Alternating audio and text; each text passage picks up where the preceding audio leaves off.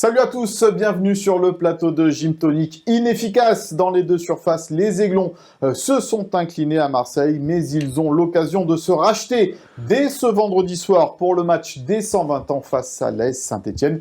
Et pour évoquer cette actualité, notre invité cette semaine est un ancien Aiglon retraité des terrains depuis peu, un peu plus d'un an. C'est Lloyd Palin qu'on est ravi d'accueillir. Salut Lloyd. Salut, ça va? Très bien, et toi? Impeccable, hein. Bon. Le fait d'être là, c'est très bien pour moi. On est très content que tu sois à nos côtés. Et je suis très content aussi d'avoir à mes côtés cette semaine Léandra Iacono. Salut Léandra. Salut Mika, bonjour à tous. François Pature, il va nous parler des Verts. Salut François. Salut Mika. Et le retour de la légende. Le retour de la momie. Non, ça c'est Abdelnomen. C'est le match d'Abdelnomen contre Marseille. Ça a été compliqué. Comment ça Bon, comment ça va mon cher Philippe? Ça va bien. Bon, très bien, on est ravis de t'accueillir sur le plateau à nouveau. Alors, au sommaire de cette émission, nous reviendrons sur cette défaite au stade Vélodrome, avec notamment un but de Neil Maupay. A-t-il bien fait de célébrer? Ce sera notre pour-contre. Et puis dans le focus, nous parlerons d'Evan Guessant. Montre-t-il ses limites dès que le niveau augmente? Et puis nous évoquerons bien sûr ce match des 120 ans face aux Verts, déjà primordial pour les hommes de Francaise. Et puis en fin d'émission, nous vous ferons gagner un cadeau exceptionnel avant le Souviens-toi de Philippe, consacré à la création du club en 1904. Il était déjà là, il va tout vous dire, bien évidemment. Mais pour commencer ce Gymto, retour donc sur cette défaite, Léandra, rageante au Vélodrome, 2-0 face à l'OM. Les Rouges et Noirs, on va dire en manque de réussite, c'est ça? D'efficacité, oui. Ouais, d'efficacité. Peut-être un peu de talent sur certaines situations aussi. C'est sûr que c'est une défaite rageante parce qu'on sentait qu'il y avait la place. On sentait que Francaise, il avait mis un plan en place qui fonctionnait tactiquement. Les Aiglons défendaient bien. En transition, ils étaient plutôt intéressants parce que Boga et Shaw étaient assez remuants.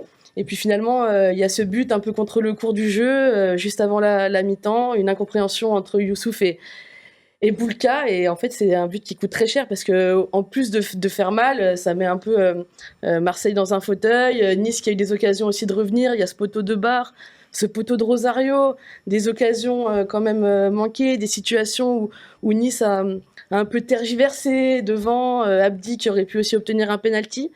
Donc au final, voilà, manque de réalisme dans les deux surfaces, pas assez de solidité derrière, pas assez de spontanéité et de talent devant, et au final, ça fait une défaite 2-0. On va regarder les stats de cette rencontre entre l'Olympique de Marseille et l'OGC Nice, et ça confirme ce que tu es en train de nous dire, Léandra, avec une stat quand même assez incroyable. Le nombre de ballons touchés dans la surface adverse, 29 du côté de l'OGC Nice, 12 seulement du côté de l'Olympique de Marseille, avec des tirs cadrés et des poteaux également en faveur des Niçois, des occasions manquées. Bref, tu as dû en jouer plein des matchs comme ça, où tu domines, où tu es meilleur que l'adversaire, l'œil, et puis au final, l'adversaire est plus réaliste et tu t'inclines. C'est exactement ça.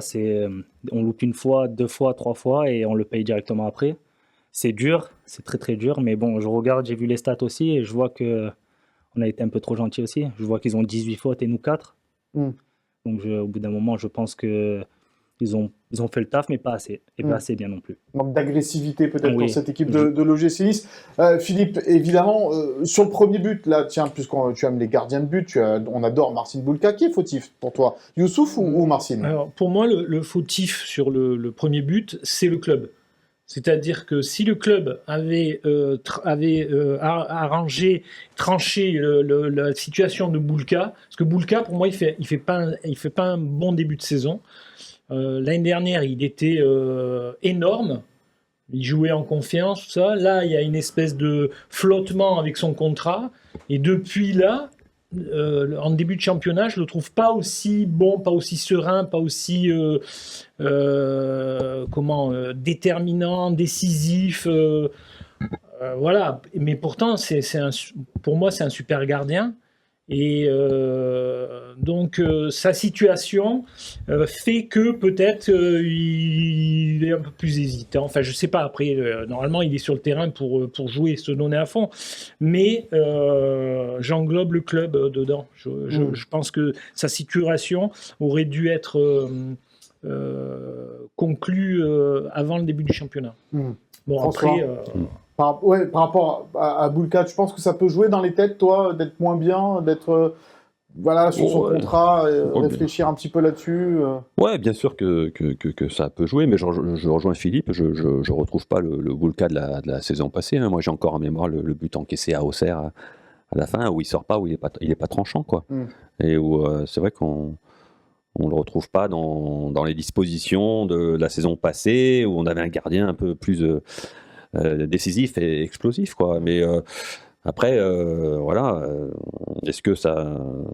J'espère que les négociations vont aboutir, mais bon, est-ce que ça vient peut-être aussi un petit peu du joueur qui est devenu un peu trop gourmand aussi, hein, on ne sait pas, hein, on n'a pas les tenants et les aboutissants, mais bon, c'est vrai que sur le terrain, c'est vrai que pour l'instant, il est moins performant que la saison passée, mais on pense qu'il va Après, retrouver son niveau. pour moi, sur le but, il y a les deux, mais il y a un troisième, hein, c'est l'Égyptien, il est derrière, et il a personne, hein, à prendre, hein.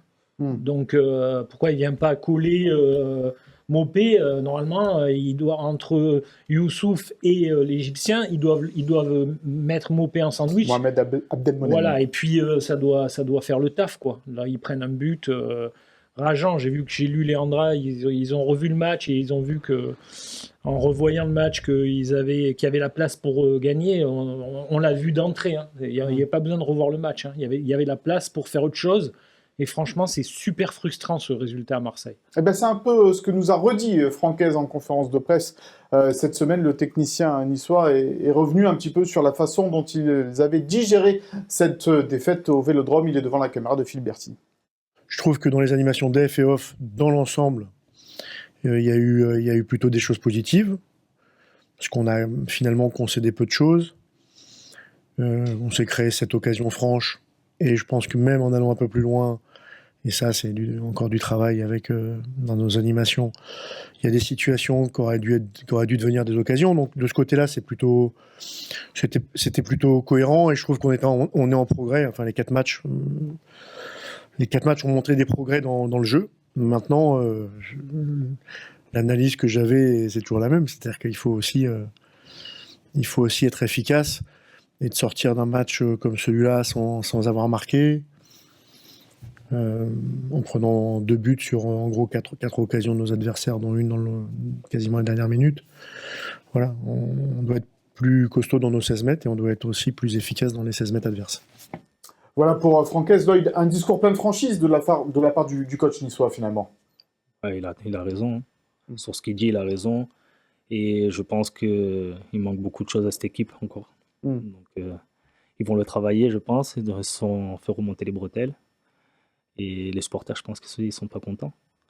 Donc ça va faire du bien aux joueurs. Ils vont se remettre dedans et je pense que ça va aller après pour la suite. Mais bon, il faut se remettre au travail et pas penser que c'est terminé. Il reste encore des matchs. Ouais, parce que 4 points en 4 matchs, c'est peut-être pas le départ espéré par les Niçois, Léandra, non plus. Non, clairement, c'était pas le départ espéré. Après, il y a pas mal de circonstances atténuantes aussi. Il y a un mercato tardif, il y a beaucoup de blessés. On en reparlera au niveau de la défense, mais Francaise, il a jamais pu utiliser la même charnière 2 fois d'affilée. Un changement de système. En fait, il a jamais pu travailler avec tous ses joueurs en même temps. Et pour créer des automatismes, c'est hyper compliqué. Alors oui, on voit des progrès. C'est pas suffisant, et surtout alors qu'il y a une période très difficile qui arrive avec des grosses équipes. Là, ça va être un peu un révélateur. Il va vraiment falloir sortir même des vertus au-delà du jeu, un peu plus que ce qu'on a vu là, que les joueurs se fassent un peu plus mal. Mais c'est sûr qu'il y a des progrès quand même, et au niveau du jeu, on voit des choses qu'on voyait pas la saison dernière.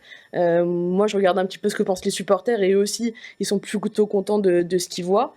Après, voilà... si il y a un tueur devant, entre guillemets, au Vélodrome, on se dit, bah ça y est, ils sont lancés et puis tout va bien. Bon, le tueur, il y en a eu un au Vélodrome, c'était Émile Mopé, c'est lui qui a inscrit le premier but de cette équipe de l'Olympique de Marseille. C'était un but qui a fait beaucoup causer, alors pas nécessairement le but, mais de la façon dont il l'a célébré, et on va donc en parler dans le pour-contre.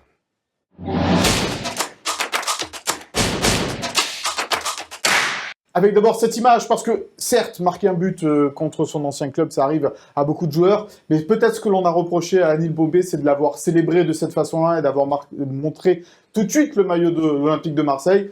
Une fois avoir vu ces images, on va laisser la parole à l'attaque, à la défense. On va d'abord donner la parole à l'attaque. Vas-y, Leandra. Bah, déjà, je suis pas spécialement étonnée parce qu'on sentait quand même dans ses prises de parole avant qu'il avait des messages à faire passer. Bon, il n'était pas obligé de dire en conférence de presse, même si voilà, il avait besoin de se faire adopter des supporters aussi, que l'OM était le plus grand club français, un club mythique. Enfin, vraiment, il en a fait des caisses et c'était un peu étonnant. Parce que voilà, il a juste besoin de marquer des buts et ça suffira. Se donner sur le terrain, ça suffira pour se faire adopter des supporters. Moi, je trouve que voilà, il y a eu un passif. François en parlera. Il est parti, c'était difficile de son club formateur. Ils l'ont un peu laissé partir comme ça. Enfin, vraiment, il n'a pas été traité comme il se doit. Il a essayé de revenir au club. Malheureusement, ça ne s'est pas fait. Donc, on sent qu'il y a un arrière-goût, il y a un ressenti. Mais après, ce ressenti, c'est avec les dirigeants. Alors là, le message qu'il envoie en célébrant, à qui il l'envoie? Mais les dirigeants, ils s'en foutent, entre guillemets. Ils s'en fichent. Par contre, les supporters, eux, ça leur fait mal. Celui qui a acheté le maillot de Mopé depuis des années, celui qui aurait aimé qu'il revienne cet été. Donc pour moi, je trouve qu'en fait, le message, il est mal envoyé et pas aux bonnes personnes. Un manque de respect peut-être envers les supporters de l'OGC Nice. François. Oui, belle démonstration de Léandra, mais moi je dirais que Nice, Dans le micro, François. sur cette affaire, a de grosses circonstances atténuantes, et je dirais que c'est un garçon... ne m'appelez plus jamais France. La France, elle m'a laissé tomber. On a perdu François. J'ai tout dit. C'est un garçon qui a été abandonné par son club, plus ou moins. Moi, je me souviens, je crois qu'à 16 ans et quelques mois, il marque son premier but avec Nice, en Ligue 1. Je crois que c'est le deuxième plus jeune joueur. Oui, contre qui? Lyon, je crois. Je ne sais plus. Excuse-moi. Donc, c'est le deuxième plus jeune joueur à avoir marqué un but en Ligue 1. Je crois qu'à 17 ans, il se fait les croisés. Sur un match amical à Marseille, non, à CFA2, sur un terrain synthétique un petit peu pourri, il se fait les croisés. Et là, sa carrière connaît un coup d'arrêt et il se sent, en effet, un petit peu pas très désiré à l'OGC Nice. Il y avait des gens au club à l'époque, je m'en souviens, parce qu'à l'époque, je traitais le gym au quotidien, qui ne croyaient pas spécialement en Neil Maupay, en ses qualités d'attaquant. On le trouvait parfois un petit peu petit, pas si technique que ça, etc. Et je me souviens qu'à l'époque, il y a Saint-Étienne qui vient le chercher. C'est le président Cayazo en personne qui vient le chercher à Nice, parce qu'il le voulait. Il signe à Saint-Étienne. Et le problème à Saint-Étienne, c'est que Galtier, à l'époque, ne le voulait pas forcément, c'était surtout les dirigeants qui l'avaient fait venir. Donc il s'est retrouvé dans un loft à Saint-Étienne, et qu'est-ce qu'il fait après? Il part en Ligue 2 à Brest. Donc il est passé par la petite porte, en fait. C'était dur pour Neil Maupay, et il s'est fait tout seul. Et c'est à Brest qu'il a commencé à sortir la tête de l'eau, il s'est fait remarquer, il est parti en D2 anglaise, et c'est là qu'il s'est révélé. Donc en fait, Neil Maupay, je veux dire, c'est pas comme un joueur qui est formé à l'OGC Nice, qui signe dans un grand club, et qui doit tout à son club formateur. C'est un joueur qui s'est fait tout seul dans le dur après.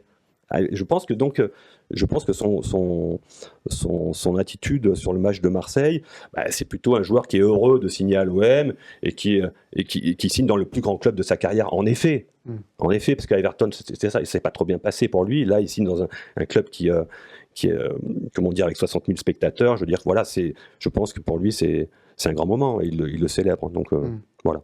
Ton avis en tant que joueur, ancien joueur sur la question Lloyd, est-ce que on dit souvent qu'un ancien ne doit pas célébrer ou ne célèbre pas face à son ancien club? Il y a des façons de le faire, peut-être aussi. Ouais, moi je trouve que ça a été maladroit de sa part.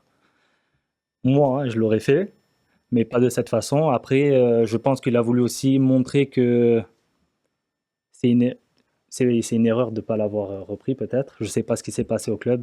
Et là, il a montré comme quoi il était plus fort que ce que pensent les autres. Et il a prouvé un peu en marquant ce but. Et après, le célébrer, moi, je l'aurais célébré, mais j'avoue que de cette façon, c'est pas montré le maillot non, pas du tout. Non, pas. Non. Ouais. J'aurais fait l'avion ou un autre truc, mais je sais pas. Mais ouais, j'aurais pas célébré de cette façon. Mais bon, il a marqué son but et l'OM a gagné. Et l'OM a gagné. Et voilà, ouais. C'est comme ça, c'est le football. Mais bon. C'est comme ça et j'espère que ça va pas trop remonter les bretelles ici. Et oui, ça c'est un peu c'est ça le problème pour le match retour. Philippe, c'est vrai que dans un monde aujourd'hui, un football tellement aseptisé, qu'il y a des joueurs qui sortent un petit peu du lot, qui montrent un peu leur caractère. Alors certes, ça tombe là sur un derby entre l'OM et Nice, ça tombe sur Neil Maupay. Bon, est-ce qu'il faut en faire 3 tonnes non plus à un moment donné? Non, c'est pas la peine. Maintenant, c'est un provocateur aussi, Maupay, donc... c'est sa force. Tout le monde n'est pas Bosetti. Donc, C'est-à-dire par rapport à la fidélité Enfin, envers la son club, fidélité, de pas signer dans voilà, des clubs. il n'aurait jamais signé à l'OM, il Mm. n'aurait jamais célébré un but contre Nice. Après, c'est vrai qu'on n'est pas obligé d'en faire des caisses, mais c'est maladroit, Léandre a raison. Et en plus, juste avant de signer à Marseille, il avait redit tout son amour pour Nice, et puis lui, il était vraiment focus pour revenir au gym. Ça ne s'est pas fait pour des raisons financières, ce qui est dommage. Parce qu'on a vu que c'était quand même un joueur qui avait des qualités. Maintenant, voilà, on a vu Rabiot qui vient de signer à l'OM, Oui, c'est ça. qui dit qu'il regardait les matchs de Marseille. Bon, c'est le foot, quoi. C'est le petit monde du foot avec Il y a son un petit peu des folklore. faux semblants et ses, des fois quand voilà, ça, voilà. ses hypocrisies. Mais bon, il n'était pas obligé de montrer le maillot, même si le maillot collecteur de l'OM était réussi. Ouais, c'est vrai que c'est un beau maillot, effectivement. Léandre, une petite info quand même sur comment Neil Maupay, comment ça ne s'est pas fait entre l'OGC Nice et Neil Maupay cet été? Bah, alors en tout cas, moi j'ai un son de cloche, et ce son de cloche, c'est qu'en fait, il proposait, Everton voulait absolument un prêt avec option d'achat obligatoire, donc ça aurait Ce qu'a été fait l'OM. exactement sous la forme d'un prêt payant d'1 million d'euros plus 6 millions ensuite d'achat. d'options d'achat. Et puis a priori, il y a quand même eu une offre ou deux offres qui ont été faites à Neil Maupay sur un salaire d'environ 150 000 euros, offre qui aurait été par deux fois refusée. Donc ça, c'est ce qu'on peut donner comme information aujourd'hui. Alors, Neil Maupay qui rit, Evan Guessant qui pleure, c'est notre focus cette semaine.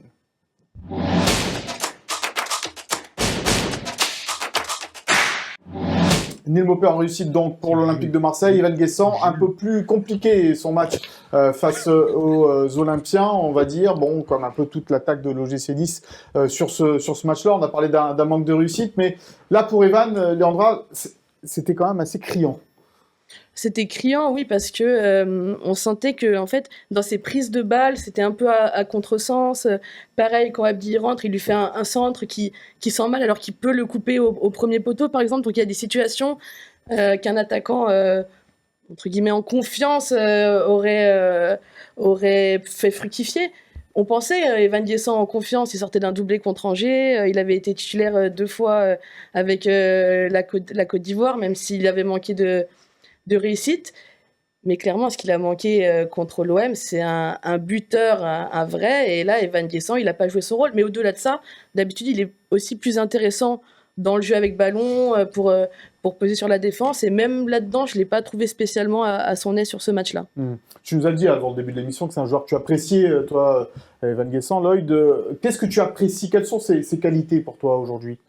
Déjà, quand il est parti à Nantes, moi je trouvais qu'il a vraiment beaucoup progressé et ça lui a fait du bien d'aller là-bas. Et quand il est revenu, j'ai vu que déjà dans ses prises de balles, dans sa protection de balles, je trouve qu'il a vachement progressé. C'est une bonne chose en tant qu'attaquant et surtout pour son profil à lui.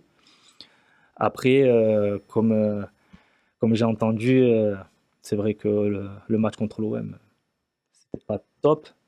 Mais pour moi, il faut qu'il travaille sur ça, à essayer d'être constant. Je sais que c'est pas facile, mais il faut qu'il soit constant. Et je sais que, le connaissant, je sais qu'il va faire vraiment du bien à cette équipe. Et il va marquer des buts. Et au moment où il va commencer à enchaîner, à marquer des buts, là, il va être totalement libéré. Et on va plus revoir ce qu'on a vu là contre l'OM. La question, Philippe, c'est Evan Guessant montre-t-il ses limites? Est-ce qu'il montre ses limites sur des grands matchs, Guessant, pour toi? Je trouve que c'est un peu sévère parce qu'il est jeune encore. Au départ, il n'était pas. C'est pas lui qui devait avoir ce poste de titulaire. Il a été bon le match d'avant. Marseille, il a raté son match, mais les deux sur les côtés, Shaw et Boga, n'ont pas spécialement brillé non plus. Donc c'est difficile de lui mettre la tête vraiment sous l'eau. Et puis Guessant, c'est pas Biekovic, quoi. On le sait. On sait que c'est un très bon joueur, mais faire une saison entière en Ligue 1 en étant ambitieux avec seul Guessant en 9, ça risque d'être un peu compliqué. Après, moi, je ne suis pas partisan de le passer par les armes. Hein. Il a montré ses limites. je pense qu'il a il faut plus regarder le potentiel qu'il a que les limites. Donc, moi, je le condamnerai pas sur un match comme ça, quoi. Bon, on va écouter Francaise, justement, l'avis du coach de l'OGC Nice sur les performances d'Evan Guessant. Bon, ces axes de progression, ils sont comme beaucoup de joueurs et comme beaucoup de jeunes joueurs, hein, parce que ça reste un jeune joueur, Evan. Ils sont nombreux. Voilà, ils sont nombreux. Je peux pas tout vous dire, parce que quand je finis avec vous, je l'ai en entretien. Voilà. Donc je vais pas tout vous raconter de ce que je vais lui dire. Mais en tout cas, il y a des axes de progression. Ça, c'est dans la finition, dans les déplacements, dans les démarquages. Voilà, il y a des axes de progression. Et puis après, il y a voilà, aujourd'hui, je sais combien de buts il marque, combien de minutes il lui faut pour marquer un but. Voilà, et tout son travail va être justement de se donner les moyens que ça soit un moment divisé par 2. Ce qui est la différence entre un bon attaquant et un très bon attaquant. Sur le plan statistique, pour le moins. Mais les statistiques pour un attaquant, c'est juste la réalité du métier, quoi.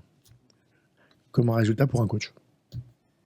Voilà, alors les statistiques, on les a justement du nombre de buts marqués par Evan Guessant pour le nombre de minutes jouées en Ligue 1 seulement et sous les couleurs de l'OGC Nice. 2347 minutes jouées pour Evan Guessant sur 61 matchs, pas souvent titulaire, mais en tous les cas 61 matchs, 2347 minutes jouées et 9 buts marqués, c'est-à-dire un but toutes les 260 minutes pour Evan Guessant. Lloyd, là, la statistique, il a raison, Francaise, du coup, de dire qu'il faut au moins qu'il divise par 2 son nombre de minutes jouées pour le but marqué.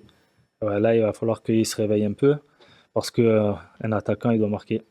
On peut dire ce qu'on veut, même s'il loupe des passes, s'il marque, eh ben, il fait son taf et on peut rien lui dire. Là, j'avoue, il va falloir qu'il travaille un peu plus, même beaucoup plus. Mais moi, je reste confiant, je sais que c'est un très bon joueur. Comme il a dit, il a une marge de progression encore. Il faut qu'il progresse sur certaines choses. Peut-être aussi dans l'intelligence de jeu. Je ne sais pas, bon, moi je ne suis pas avec lui, mais j'ai confiance. Moi, je sais qu'il va faire du bien à cette équipe. Lloyd parlait de constance. Leandra, c'est vrai qu'il y a une autre stat que tu as pu avoir. C'est ça aussi peut-être qui lui manque à Evan. C'est ça, on s'est penché un peu sur ses stats et on se rend compte qu'en fait, en Ligue 1, il n'a jamais réussi à marquer sur 2 matchs consécutifs. Ça veut dire qu'à chaque fois, il va briller contre Angers, par exemple, puis après, il va y avoir le coup d'arrêt. Mais par contre, il a toujours cette force pour rebondir aussi.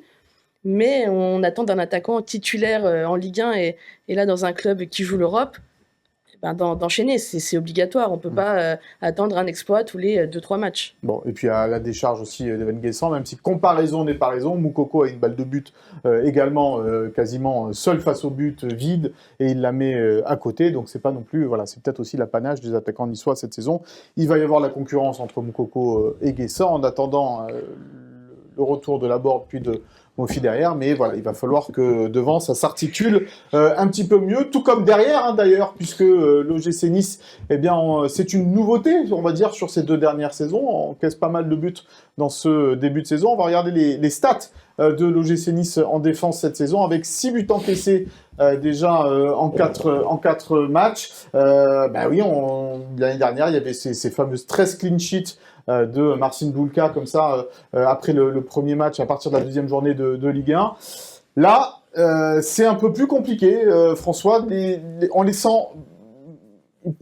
Philippe parlait de Marcin Bulka tout à l'heure. Évidemment, il y a un nouveau système, il y a des nouveaux joueurs, mais on les sent moins sereins, les Niçois en défense. Oui, on les sent moins sereins, mais je dirais que c'est un peu un tout dans cette équipe.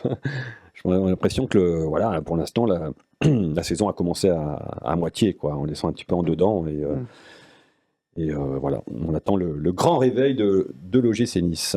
Ça nous étonne un peu, ça. Oui, enfin, nous étonne oui et non, parce qu'il y a du changement quand même malgré tout, mais il y avait c'était une valeur sûre la défense du gym, quoi. Et c'était une valeur sûre, mais avec Jean-Claire Todibo. C'est quand même perdre un joueur comme ça et le remplacer surtout par quelqu'un d'aussi bon, c'est quasiment impossible. Donc là, ils ont fait le pari parce que financièrement, ils ne pouvaient pas se permettre de prendre un cadre entre guillemets. Ils ont fait le pari de joueurs un petit peu moins connus, mais qui brillaient dans leur championnat respectif. Moïse Bombito, Mohamed Abdelmonem. Après, on voit que même si Moïse a été assez bon sur ses premiers matchs, Mohamed, ça a été plus compliqué au Vélodrome. On voit qu'il va falloir du temps pour s'adapter à la Ligue 1. Et puis les joueurs qui étaient déjà là, Youssouf qui a reculé d'un cran, Dante aussi, il doit s'habituer à ce rôle d'axial gauche avec plus d'espace à couvrir dans son dos. Donc en fait, c'est vraiment une nouveauté pour tout le monde. Et au-delà de ça, l'animation défensive en globalité, parce que il faut pas oublier qu'à l'OM, qu'au Vélodrome, Nice était sans Hicham Boudaoui, qui était très important aussi pour l'équilibre. Rosario, qui l'a remplacé tant bien que mal, mais qui n'a pas son talent. Ndombele aussi, qui monte en puissance physiquement, qui est très bon, mais pareil, on va dire qu'il est plus intéressant sur le plan offensif que défensif pour le moment. Donc on a vu des progrès contre l'OM, contre une équipe qui avait offensivement marché un peu sur tout le monde. Voilà, ils ont réussi à museler un peu Mason Greenwood, donc il y a quand même du positif. Mais c'est sûr que pour le moment, dans les individualités, parce que collectivement c'est un peu mieux, dans les individualités, ça doit monter en puissance très, très sérieusement, parce que c'est pas possible de prendre des buts comme Nice a pris à Auxerre, ou là, contre l'OM, avec cette incompréhension entre Youssouf et Boulka. C'est toujours très compliqué, l'œil, de changer quasiment toute une défense comme ça, d'une saison à une autre, d'un système de jeu. Comment le joueur, lui, fait pour progresser, justement? C'est quoi? Il parle beaucoup avec son coach, avec ses coéquipiers. Comment ça se passe pour qu'il y ait une entente qui soit de plus en plus performante? Non, je pense que c'est une cohésion entre les joueurs. Même si le coach il parle, on l'écoute, mais plus les joueurs entre eux, après il y a une question aussi d'affinité. Il y a plein de choses qu'il faut faire, je pense, en étant joueur, et surtout en défense. C'est moi je me tue pour toi, tu te tues pour moi. C'est ce truc-là qu'il faut mettre en place, et ils l'ont pas encore mis en place, de ce que je vois. Donc je sais qu'on n'a pas trop le temps, parce qu'on dit que les saisons sont longues, mais aussi ça passe vite. Mais il faut qu'ils le fassent très rapidement, qu'ils se mettent dedans et qu'ils soient tous coordonnés, que vraiment ils ne fassent qu'un en défense. Moi, je parle de toute l'équipe aussi, mais en défense, c'est important, donc qu'ils ne fassent qu'un. Les 4 défenseurs, les 5, je ne sais pas comment ils vont jouer après ou plus tard, mais bon, je vois que le nouveau système de jeu est pas mal déjà. Alors, on a été peut-être un peu dur avec Mohamed Abdelmonem en tout début d'émission, mais c'est vrai qu'il a eu un match assez compliqué, même si, alors toi tu penses qu'il est peut-être un peu fautif à un moment donné, mais il n'a pas coûté de tant d'occasions de ça ou de buts dans cette rencontre, en tous les cas. C'est difficile de se positionner sur ce joueur qui vient d'arriver. Il vient d'arriver, c'est son premier match. C'est super difficile de le juger comme ça. Maintenant, moi, je juge plus le fait que on savait très bien que Todibo allait partir. Ça fait longtemps qu'on le sait. Ouais. Voilà, et je trouve que les 2 défenseurs qui l'ont remplacé, ils sont arrivés tardivement, connaissent pas la Ligue 1. Abdelmonem, bon, il parle pas la langue. C'est un Égyptien, le temps de s'adapter, s'acclimater, tout ça. Moi, je trouve que c'est un pari risqué quand même. Il joue derrière. Tu changes le système. Change de système. Son début de match à Marseille, il a été catastrophique. Sur le positionnement, sur tout ça, quoi. Ouais, il y avait de la fébrilité en plus, on le sentait un peu fébrile. Voilà, en plus, oui. Moi, j'en reviens je parle toujours de la même chose des années 70. J'ai vu arriver Katalinski. Le premier match de Katalinski, on a compris. On n'a pas. Là, j'espère qu'on n'a pas compris. On s'est pas dit, ça viendra dans. Il faut lui laisser un peu le temps. Le mec, il est arrivé, il était là, quoi. Il était fort, puissant. Bon, bref, on va pas parler de Katalinski, ça serait trop long. Mais c'est difficile parce que il a été inquiétant. En même temps, est-ce qu'on peut déjà mettre un tampon sur ce joueur? Non, il faut attendre un petit peu, mais c'est vrai que cette défense à 3 là, avec actuellement, moi, elle me fait un peu peur, quoi. Ouais. Est-ce qu'elle fait peur à Francaise? On a posé la question au coach de l'OGC Nice, écoutez-le.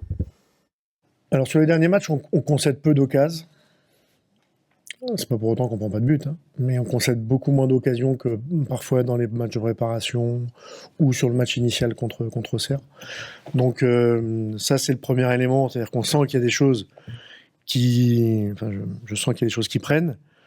Maintenant, si on en prend encore, c'est qu'il faut encore aller plus loin. Alors aller plus loin, c'est la connaissance des uns et des autres, en fait, aussi. Parce que au-delà, il y a le système qui a changé, évidemment. Défendre à 3 parfois, même si l'objectif, c'est souvent ne pas défendre à 3, on doit être à 4. et parfois sur un bloc plus bas à 5. Ça peut arriver d'être à 3, hein, ça nous arrive d'ailleurs. Mais c'est pas uniquement de défendre à 3. Et puis après, il y a les connaissances des joueurs. Voilà, il y a les connaissances des joueurs dans le système, puis il y a les connaissances des joueurs entre eux. Et ça, ça nécessite un peu de temps. Nous, on a Du temps, il en faut. Le débat continue en plateau, évidemment. Mais tu disais hors plateau, Philippe, comme l'a relevé Lloyd, 4 fautes à Marseille, ça veut dire que les défenseurs, ils y vont pas assez, là? Ah oui, moi je comprends pas qu'on puisse faire que 4 fautes au Vélodrome dans une ambiance hostile contre une équipe qui aime avoir le ballon. J'ai trouvé que même Mopé, qui a été provocateur, il a bougé les défenseurs niçois. Alors qu'il aurait dû prendre 2 tampons d'entrée et puis voilà, du temps de Lloyd, les défenseurs. Non, mais c'est vrai, mais les défenseurs niçois, ça laissait tomber, quoi. Ouais. Et moi, j'aime bien qu'un défenseur il soit agressif. Ouais. Donc après, c'est sûr que si on aime les défenseurs en ballerine, parce que Lloyd, il n'était pas en ballerine. Non, Lloyd, c'est sûr. Il y allait. Hein. Mais c'est vrai qu'Abdelmonem, physiquement, il n'en impose pas non plus, quoi. Donc il a l'air plus fin. Oui, c'est différent que avoir des qualités de Todibo, bien sûr. relance. Mais c'est vrai que Todibo, quand il fallait mettre un brin, il était là, quoi. Après, Youssouf, c'est pas non plus un ingrat, quoi. Donc, non, normalement, c'est vrai. Mais après, lui aussi, il faut qu'il arrive à se faire aussi à nouveau à ce poste de défenseur central. Il jouait beaucoup au milieu la saison dernière. Et Mais voilà. il a fait un bon match, hormis cette faute, cette erreur qui coûte très très cher. Mais sur l'ensemble du match, c'est le meilleur défenseur niçois et il a été bon dans le. Parce qu'il est dans vraiment l'impact. bien revenu, quand même, lui. Hein. Ouais, et Dante qui a été sorti en cours de match. Hein. C'est assez rare pour être noté. C'est genre peut-être la 4e fois seulement depuis qu'il a l'OGC Nice qui sort en cours de match. Bon, c'est vrai qu'il avait un carton jaune qu'il a reçu assez rapidement et Francaise a dit pour pas risquer un deuxième carton jaune aussi. Mais voilà, il va falloir aussi s'habituer peut-être dans une saison longue avec beaucoup de matchs à voir Dante sortir en cours de jeu aussi de temps en temps. Et il va falloir surtout peut-être que lui aussi s'y habitue à un moment donné parce que c'est vrai que Dante il a du caractère et il a envie de jouer tous les matchs. Mais tactiquement, ça va être intéressant, excuse-moi François aussi, parce que du coup, le fait de faire reculer Melvin Barr qui est un peu plus... qui a été formé à ce poste-là, qui est un peu plus rapide aussi, et Ali Abdi qui a été hyper intéressant sur le poste de piston gauche, plus offensif, tout de suite sur les 20 dernières minutes, il a apporté énormément, il aurait pu obtenir un penalty. Donc Melvin Barr n'est pas le suppléant naturel, le remplaçant naturel de Dante, le coach Francaise l'a dit, mais ça peut être une solution tactique à des moments donnés contre des équipes avec des ailiers très rapides par exemple. François, tu voulais rajouter ? Non, il y a une petite phrase. Non, simplement que Dante, je pense, avait vraiment ses automatismes avec Todibo. Ils étaient vraiment... c'est des détails, hein. C'est des détails qui coûtent cher. Des automatismes en confiance, quoi. Confiance, c'est que Todibo, ça nettoyait. Hein. Ouais, il pouvait un peu couvrir aussi de temps en temps. Quand il le couvrait, tout ça. Il le couvrait. Un petit mot, Lloyd, avec toi, parce que Philippe nous disait il jouait pas avec des ballerines à l'époque. Lloyd, évidemment, même si les joueurs d'aujourd'hui ne jouent pas comme ça, mais tu es arrivé à l'OGC Nice en 2011, et c'est vrai que ton parcours il est assez singulier, parce qu'on t'a repéré pas très loin d'ici, à la Trinité. Explique-nous, raconte-nous, rappelle-nous cette histoire-là. J'arrive de Martigues, j'arrive à la Trinité, j'arrive en CFA2, tout se passe bien, tout ça, et en fait, en décembre, je sais que c'était en décembre, on fait un match amical contre l'OGC Nice, contre les pros, et c'était la période où il fallait du temps de jeu pour les pros de l'OGC Nice, donc on joue tout ça, et nous, en tant que jeunes joueurs, en plus club amateur, on joue contre l'OGC Nice, on veut tout donner, on veut tout montrer, donc je fais ce match-là, ça se passe très très bien, et quelques jours juste avant Noël, Eric Roy m'appelle, et me dit que je vais intégrer la réserve de l'OGC Nice, plus beau cadeau de Noël pour moi. Donc j'accepte directement, je fais la fête chez moi, tout ça. Donc j'arrive 5 janvier. Tu avais quel âge ? Exactement 22 ans. 5 janvier, j'arrive, trop bien, nouveau vestiaire, nouveaux équipements. En plus, moi, c'était plus les équipements que je voulais. Je me dis l'OGC Nice, c'est une fierté, il y a l'Aiglon et tout. Et quelques mois après, je signe pro et mon premier match au Vélodrome.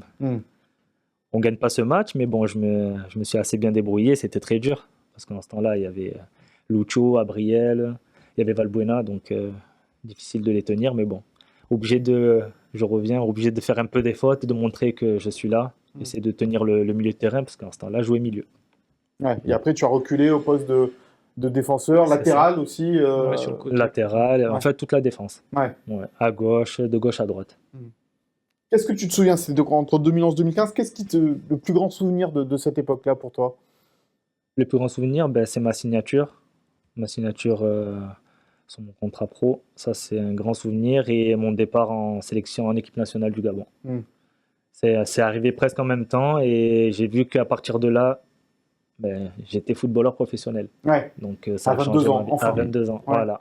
Ouais. Sachant qu'avant, je faisais des matchs un peu difficiles, en Corse, à Corté, tout ça, c'était un peu plus dur. Et là, je vois que je prends l'avion, que je prenais jamais avant. Je prends l'avion, je fais des déplacements, je rentre, je fais des allers-retours. Ça veut dire qu'on part le jour même le matin, on fait le match, on revient le soir. Déjà, ça, c'était tout nouveau pour moi, donc une nouvelle vie. Oui. Appelé par Gernot Rohr, je crois. C'est ça, mon sélectionneur Gernot et José Cobos. Et José, à son adjoint. Et en ce temps-là, le coach, c'était Eric Roy et René Marsiglia. Ouais, c'est comme ça que tu lances ta carrière. Après, tu vas jouer au Red Star, au Cercle de Bruges aussi, Oui. en Belgique. C'était ton seul club à l'étranger, Guingamp. Et puis, tu finis à Bastia, comme beaucoup de joueurs d'ailleurs, finissent souvent à Bastia parce que il y a le soleil, il fait beau. Et puis, c'est un bon club aussi, le Donc ils aiment Sporting. bien les guerriers à Bastia. Oui, ouais. C'est exactement ça. Ouais, c'est ça. C'est réel, hein. C'est ça, Ouais. ils aiment les guerriers. Bon, ils aiment aussi les joueurs de ballon, mais ils aiment la bagarre. Et donc, jeune retraité du football. Voilà, jeune retraité, ça me manque un peu. Hein. Ouais, parce que t'as que 35 ans, finalement, Voilà, quand on voit ça- Dante qui a quasiment C'est ça. 41 ans joue encore. J'aurais bien aimé, mais bon, ça, les choses ont fait que je me suis arrêté avant. Je regrette un tout petit peu, mais ça y est, je suis passé à autre chose et ça me fait plaisir d'aller voir les collègues jouer. Il n'y a rien de mieux et en plus, je profite de ma famille aussi. Parce que tu gardes l'œil un petit peu sur les joueurs. Là. C'est un peu ton nouveau rôle aujourd'hui, d'avoir l'œil. C'est ça, voilà, exactement. Rester à l'affût. Et au Mercato, ils essaient de le faire signer en D5, là, avec Jérémy Pierre. Ah bah oui, parce que c'est vrai qu'il y a ce- Franck Djadjedje. On m'a proposé, bon, j'ai pas encore accepté. T'es trop jeune. Ça te tente ou pas? Ça me tente, mais je sais pas si j'arrive à rejouer au foot. T'as fini comment? T'as fini blessé? Non, t'as pas eu de blessure, t'as pas eu de soucis? Si, j'ai eu une Si. blessure. En fait, en rentrant de Bastia, je m'entraîne avec Grasse et je me suis fait les croisés là-bas. Ouais. En fait, je pense que je jouais déjà avec, Ah ouais. mais sans le savoir. Sans le savoir. Ouais. Donc, j'avais aucune gêne jusqu'à ce que je fasse un mauvais appui et voilà, je me fais opérer. J'étais déjà opéré quand j'ai reçu le trophée des anciens Aiglons. Donc, je ne sais pas si tout le monde l'a vu, mais je boitais un peu. J'ai montré que j'avais pas mal, mais j'avais archi mal. Mais ouais, voilà, j'étais blessé et là, tout va bien. Je rejoue au foot normalement. T'as rejoué au foot, ouais, Oui. tu rejoues au foot Oui. normalement. Bon, pourquoi pas. Cette D5, elle commence à avoir fière allure, hein, cette équipe de Division 5 de G6. Ils ont perdu leur premier match, par contre. Ah, ils ont perdu leur premier Mais match doublé de Franck Djadjedje à la mi-temps, et après, il devait partir. Et là, ça s'est effondré. C'est vrai? Ah, il devait partir à la mi-temps, Franck, et il a, fait C'est son- incroyable, il a claqué ce son match. doublé, il est parti. C'est Ah, c'est génial, ça.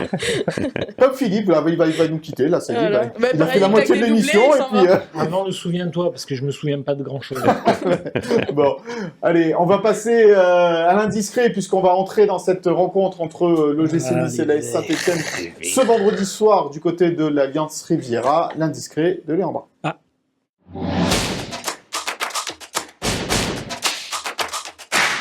Et comment elle va cette pelouse, Léandra, alors, Eh ben, finalement? c'est l'indiscret, c'est cette photo normalement qui ne va pas tarder à apparaître, mais sinon de ce qu'on m'a Voilà, dit, photo exclusive de la la pelouse va nouvelle bien. pelouse de l'Alliance Riviera. Magnifique. elle est magnifique. Ah Alors oui, elle va pas bien, magnifique. elle n'est pas encore parfaite, attention Voilà, parce que d'accord. on va dire que les délais de pause ont été un peu courts, hein. C'était vraiment le dernier moment pour la poser et qu'elle ait le temps de prendre, donc elle sera de mieux en mieux au fil des matchs et ça va être important avec l'enchaînement qui arrive. Francaise, au moment de la conférence de presse hier, nous a dit qu'il n'avait pas eu le temps d'aller la voir. Au moment du tournage de cette émission, il n'avait toujours pas eu le temps. Peut-être Mais qu'il va avoir ce vendredi soir, exactement. ce jeudi soir, pardon. C'est ça. Mais en tout cas, voilà, on verra sur les premiers appuis des joueurs comment elle tient. Mais ce que je peux vous dire aussi, c'est que c'est une pelouse naturelle. À laquelle ils ont ajouté des stitches. Donc des stitches, ce sont des tiges de fibres synthétiques. On connaît Voilà. bien ça. Pour en faire, Non, mais on connaît bien ça à Monaco. Ça fait, pour en faire une pelouse hybride. ça Voilà, fait 20 c'est ans ça. qu'ils font ça à Monaco. Ouais. Ouais, Voilà. Ouais. C'est pas pour ça d'ailleurs qu'ils changent pas de pelouse tous les ans à Monaco. Ils l'ont changé aussi pour le match. Oui, mais contre d'ailleurs, Barça. 2 pelouses neuves, à Monaco et Voilà. à Nice. Ouais. Donc À de ne beaux pas gazons pour confondre, continuer la saison. Avec le kikuyu. Donc c'est pas du kikuyu. Non, c'est du Stitch. D'accord. C'est la haute couture, c'est la haute couture de la, Ah bah de la oui, non, mais pelouse. c'est important, un bon gazon pour bien jouer au football. Mais bon. Surtout. Ça Mais se cette voit. photo, elle va rassurer nos supporters en tout Oui, cas. ça va rassurer effectivement ceux qui avaient vu la pelouse dans un piteux état lors du match face à Toulouse. Donc ce match face à l'AS Saint-Etienne, on va regarder le classement de cette Ligue 1 pour voir que l'OGC Nice est bien et pour l'instant dans cette deuxième partie de classement, 10e avec 4 points, qui a laissé un petit peu de marge avec les premiers déjà. Il y a 6 points d'écart avec le deuxième, avec Marseille, avec Monaco. Bon, on parle pas du Paris Saint-Germain qui a évidemment tout gagné pour le moment. Mais bon, voilà, c'est le match, François, et Oui. c'est à toi que je pose cette Oui. question. Mm. C'est le match pour les Aiglons à ne pas perdre. Allez, à gagner en tous les cas. Oui, bien sûr. Mais Saint-Etienne reste sur un très bon match face au LOSC avec une victoire 1-0, un but magnifique de Mathieu Cafaro. Donc une équipe stéphanoise relancée moralement sous la houlette du coach Olivier Dalloglio. Philippe, pour travailler sereinement, cette équipe de l'OGC Nice, elle doit battre Saint-Etienne là, parce que Oui. c'est vrai que 4 points, là, c'est pas... Ouais, il faut gagner. Voilà. Si tu veux travailler sereinement, avoir la Coupe d'Europe qui arrive derrière face à la Sociedad. Il faut gagner. Ils avaient fait nul contre Toulouse. Ouais. C'est le deuxième match Ouais. à la maison. Bon, il faut. Non, là, il faut gagner. Contre les Verts. C'est bien parce que c'est 2 belles affiches. Marseille et maintenant Saint-Etienne. Moi, j'aime bien les affiches qui font référence à l'histoire. Et donc, en plus, avec cette date anniversaire, tout ça. Non, même, je pense que même un nul, ça serait, il y aurait un sentiment d'inachevé, même un nul positif. Donc il faut gagner, il faut battre Saint-Etienne, même si François nous parle de Cafaro comme s'il nous parlait de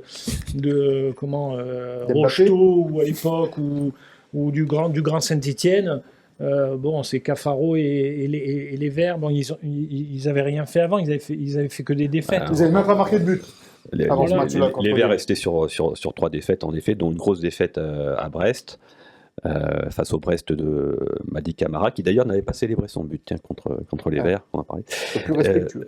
Et donc c'était une période difficile, mais ils ont vraiment sorti un gros match face au LOSC. Dès les premières minutes, on a vu que c'était pas la même équipe de Saint-Etienne. Voilà.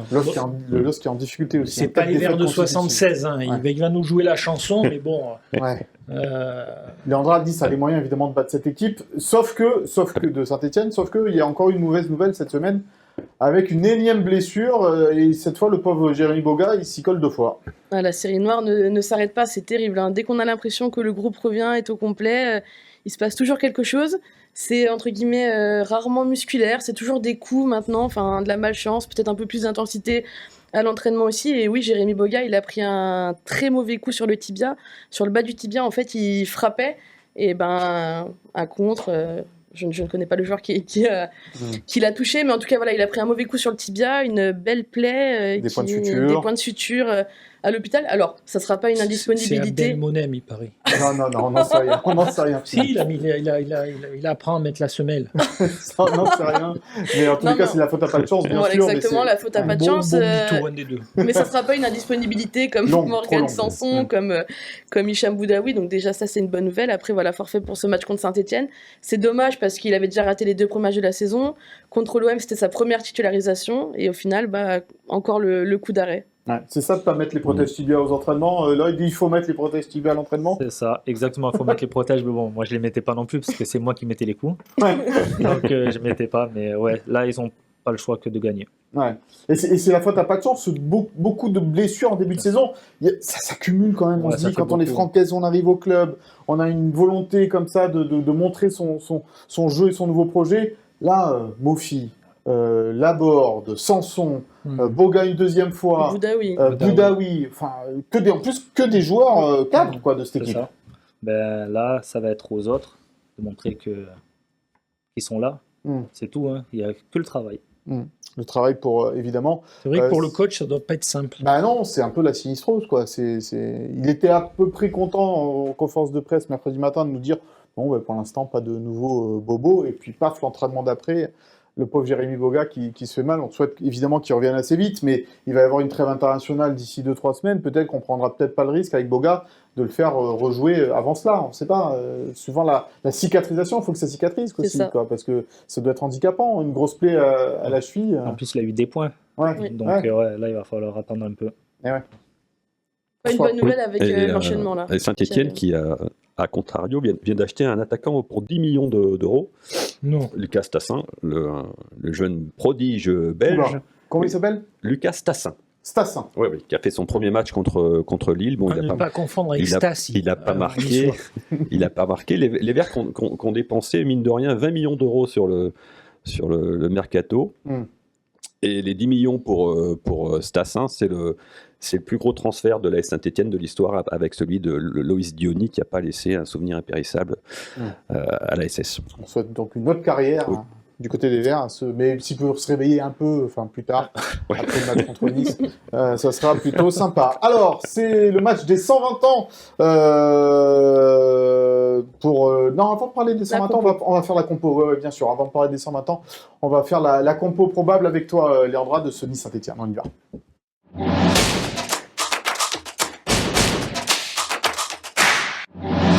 Elle n'est pas facile, cette compo, Léandra, à trouver, parce que y a plein de joueurs qui Allez, Léandra. n'ont pas été top sur le dernier match. Il y a des blessés. Bon, écoute, qu'est-ce que tu nous as concocté? Écoute, autant la semaine Dans la dernière, cage. j'étais parti sur du pied sécurité, Ouais. autant là, on va tenter un petit peu. Et t'avais raison la semaine dernière, hein, J'avais 100% raison, juste. oui. Ouais. Bah après, il avait pas tellement de choix Oui, il y non a plus, pas le beaucoup de choix coach. non plus, ouais. Mais du coup, voilà, donc Boulka dans les buts, forcément. Moi, j'ai parié sur le retour de Bombito en défense centrale. Tu enlèves Abdelnomen, tu le fais pas enchaîner. Bah, je me dis qu'en fait, finalement, il y a quand même la barrière de la langue. Il a encore pas mal de choses. On a vu que finalement, le plan de jeu était pas totalement encore ancré dans son esprit. Et Bombito, en fait, il apporte quand même ce côté athlétique. On parlait des nombres de fautes provoquées par l'OGC Nice. Bah, Bombito, lui, par contre, il y va à la tête. Le but qu'a mis Mopé, peut-être qu'avec lui, ça serait pas arrivé. Donc, il a fait des très bons matchs avec le Canada. Dans l'axe de cette défense à 3. Il avait joué en fait contre Angers dans l'axe. Ça avait été déjà la charnière à Angers et Francaise avait préféré le mettre dans l'axe. Donc je me dis que Ça laisse de la liberté à Dante et Youssouf pour aussi un peu... en fait ils ont joué peut-être quoi, une meilleure qualité de relance Youssouf et Dante et c'est important dans les sorties C'est de balle. quoi, Canada, Liechtenstein, c'est quoi les Non, matchs États-Unis et Mexique. Ah, d'accord. Pas mal. Oui, Deux grosses équipes. oui. Ouais, c'est un continent, titulaire indiscutable ouais. maintenant de cette sélection.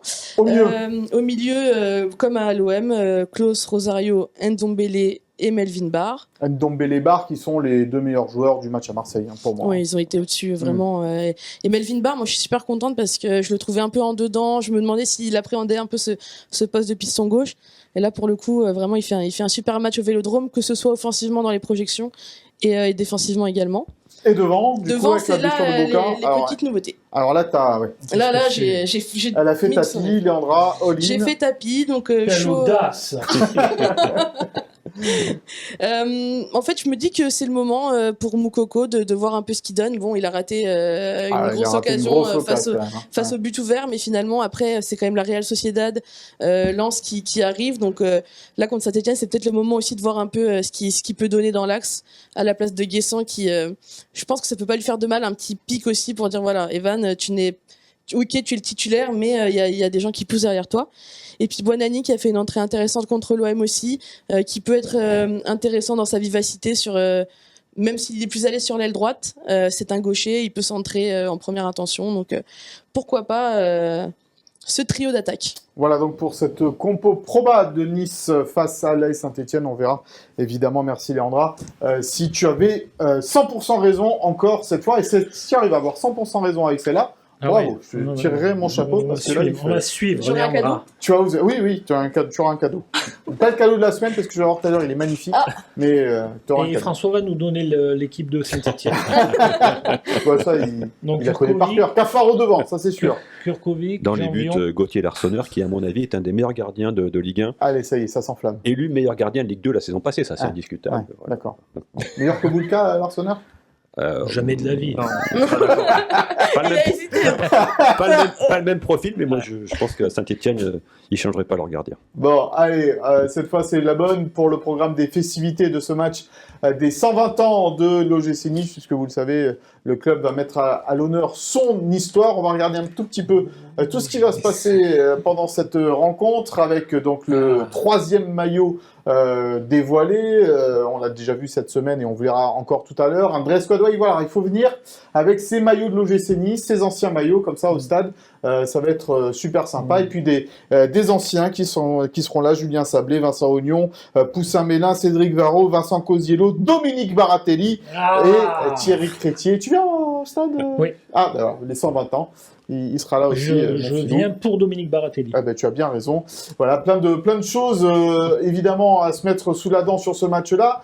Déjà, quasiment le stade est quasiment plein, mais il reste des places encore. Il reste quelques places. Il me semble que quelques places en REM, mais on est sur de très bons chemins vers le guichet fermé. Ouais, ça serait bien que le stade soit entièrement plein pour ce Nice-Saint-Etienne, donc vendredi 20h45. Et puis, on avait posé la question à Melvin Barr, ça va nous donner l'occasion de voir ce fameux 3e maillot. Melvin Barr en conférence de presse sur ce Nice-Saint-Etienne et ses 120 ans.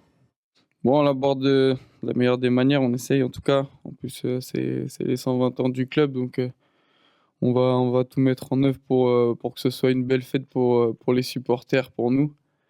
Et en tant qu'ancien Lyonnais, c'est vrai que Saint-Etienne, c'est toujours un petit peu, pour moi, le derby. Mais en tout cas, non, je l'aborde très, très naturellement comme tous les autres matchs en soi, mais un peu plus là, surtout pour les 120 ans du club. Voilà, il a raison, Melvin Barr, François, qui se dit, bah oui, c'est le derby pour lui. Bien sûr, le Lyonnais. Il a été formé à Lyon, Melvin Barr. Bien entendu. Hein, c'est un joueur que tu adores, Melvin Barr, du coup. Bien, c'est-à-dire qu'on verra demain s'il va faire la différence. Tu as vu comme je te mets la sauce aujourd'hui, là? J'adore. T'es bon, Mika. Mais il y a des téléspectateurs qui savent pas, qui connaissent pas l'histoire de François. Ah ben François, c'est ses élans, ses coups de cœur, tout ça. Il adore l'OGC Nice, il a le cœur vert, François. Ce qui est bien, on est c'est obligé de le dire. qu'il risque de se faire tabasser des deux mains, quoi. Il peut se faire tabasser des deux côtés, François, c'est ça qui est bien. Mais des deux mains, il pourra François, plus sortir de chez lui. C'est un romantique du football, un poète du football, François. Oui. Et son amour pour Saint-Etienne n'a d'égal que ton amour pour Dominique Osvaldo Piazza sera au stade demain soir. Osvaldo Piazza sera là. Ça, c'est énorme quand même. Parce que Piazza, c'est le Katalinski stéphanois. Hein. Oui. C'est qui dans l'axe à Saint-Etienne? Christian Lopez sera là aussi. Non, mais là, dans l'axe. Mais lui, il habite dans le coin, Lopez, donc c'est plus facile. Là, on a Batubichika, et puis on va voir qui sera le deuxième. Peut-être le retour de Nadé. J'en connais pas un des deux. Bon, on a parlé de ce maillot Third, et ben voilà, on a une petite surprise pour vous, c'est le cadeau de la semaine. On y va, c'est parti.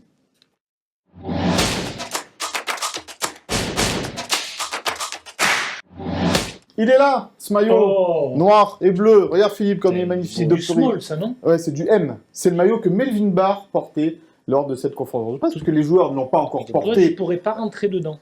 Moi non plus. Ouais. Non, c'est un peu serré. Donc Melvin Barr le portait lors de cette conférence de presse. Les joueurs le porteront ce vendredi soir. Et donc, il est à gagner. Donc, il est dédicacé. Vous le voyez ici. Bleu et noir. Hein. Bleu et noir. Ce sont les couleurs. Tu vas nous en parler dans quelques instants. Originel de l'OGC Nice. Et donc, pour le gagner, il faut pronostiquer le score de cette rencontre entre l'OGC Nice et l'AS Saint-Etienne avec le nom des buteurs. Le petit hashtag Gymtonic, on y tient. Il n'y a pas eu de gagnant la semaine dernière pour les places de ce match. Personne n'avait pronostiqué la victoire de l'OM 2-0 face à Nice. Là, on espère évidemment que vous allez trouver ce résultat sur nos réseaux. Donc, le score de Nice-Saint-Etienne, nom des buteurs s'il y en a, et à gagner le maillot dédicacé, le maillot Third, dédicacé par Melvin Barr, je le remonte une dernière fois, parce qu'il est magnifique. Tous les trois maillots, comme on dit aujourd'hui, les jeunes, ils disent c'est des bangers, c'est ça? On dit ça chez les jeunes. Toi, t'es encore jeune, toi aussi tu dis, voilà, c'est des bangers. Ton fils, il préfère lequel? Banger, je sais pas. Ah, moi j'ai une faiblesse pour le blanc, avec tous les noms marqués. Bien le blanc. Ouais. Les noms marqués, tous ceux qui ont porté le maillot de l'OGC Nice, c'est un très beau maillot. Allez, on essaiera de vous le faire gagner aussi cette saison, ce maillot blanc de l'OGC Nice. On passe au Souviens-toi, vous allez comprendre pourquoi l'OGC Nice. Non, mais d'abord, il faudrait parler. Dis-moi. Ce qui est bien, c'est qu'ils vont rentrer sur la chanson qu'on entendait au rythme. Mais t'inquiète pas, on va en parler, Philippe. Avec tu vois, François. si tu... OGC Nice, 11 grands garçons qui viennent tout droit du soleil. Ça sera notre générique de fin tout à l'heure, tu vas t'assumer. Les Niçois Sola. On va te la mettre tout à l'heure, Philippe. Promis. C'est le générique de fin tout à l'heure de Gin Tonic. C'est la petite surprise qu'on voulait, Après, que tu on viens de regagnera gâcher. la maison de retraite, Complètement. promis. C'est pas grave. Il est là, le Muppet Show. Aujourd'hui, il nous fait la mission. T'es prêt pour le Souviens-toi? Ouais, ils sont- Ouais, j'ai rien prêt, Le pratiquement rien si, à t'as dire. préparé. Tu connais ça par cœur. On y Rien va. à Le dire. Souviens-toi, consacré à la création de l'OGC Nice. On y va.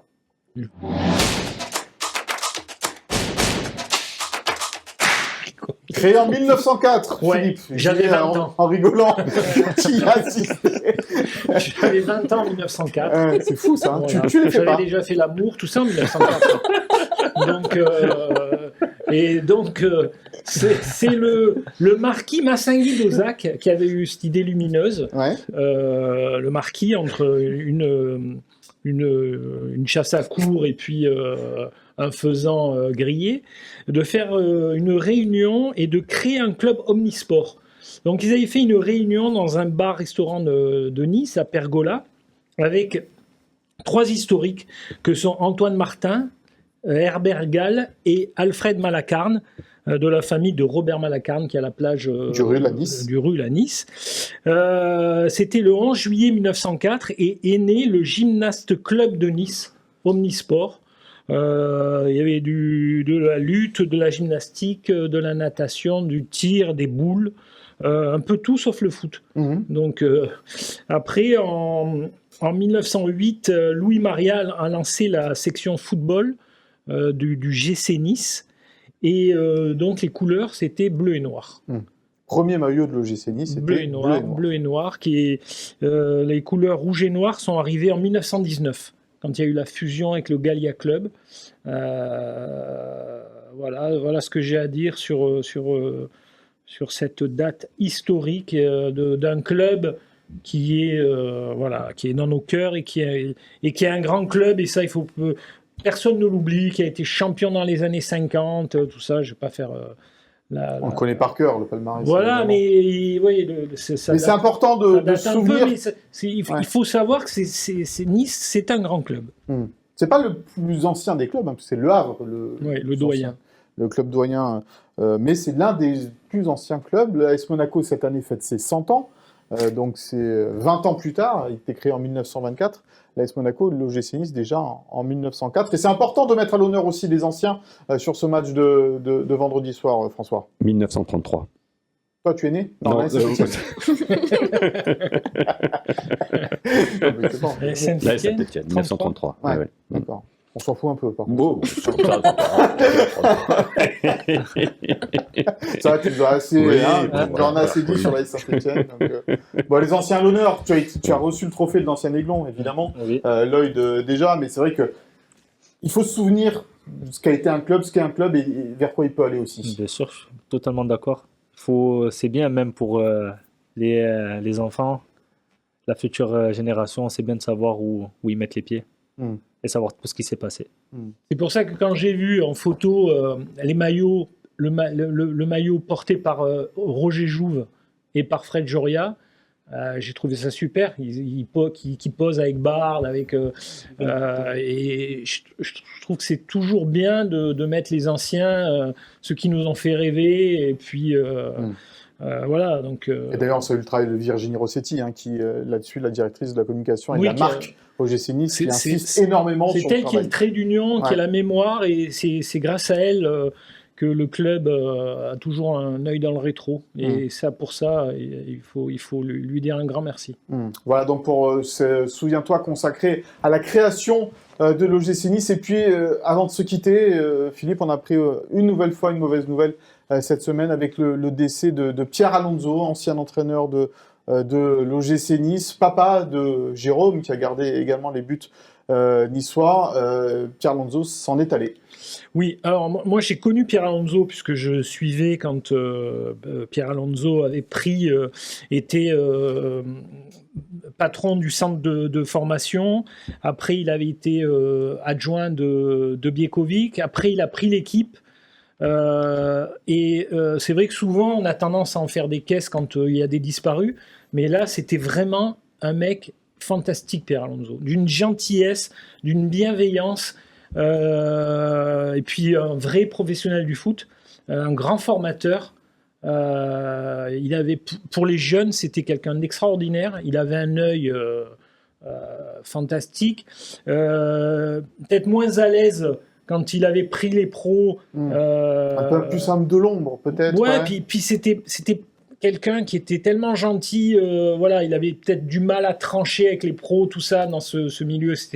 Mais vraiment, hier, j'ai eu au téléphone, Roger Ricord, Jean-Philippe Rohr et Lionel Letizy. Quand ils ont su la nouvelle, ils m'ont appelé pour savoir quand est-ce que si je savais quand est-ce que se déroulaient les obsèques. Et ils m'ont tous dit que c'était vraiment un mec qui respirait le foot, grand pro, et quelqu'un de profondément gentil et bienveillant.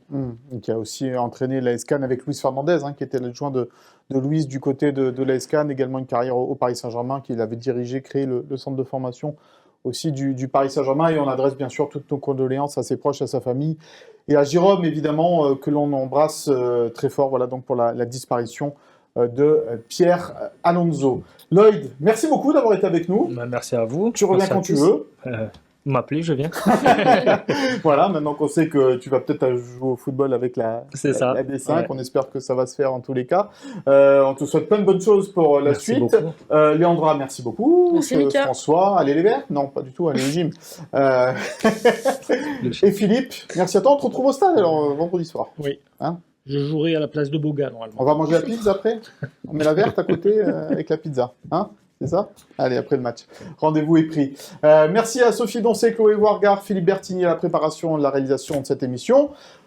Comme l'a demandé Philippe, on va se quitter avec la fameuse chanson de Franck Richard qui a bercé nos petites années du côté des Niçois. Moi aussi, j'avais le 33 tours à l'époque, je me souviens dans mon manche-disque de cette chanson de Franck Richard. On se retrouve bien évidemment la semaine prochaine après le match face à la Real Sociedad. L'OGC Nice aura débuté son parcours en Coupe d'Europe. On débriefera tout ça, bien évidemment. C'est parti, Franck Richard, OGC Nice. À la semaine prochaine. OGC Nice, 11 grands garçons qui semblent sursis du soleil.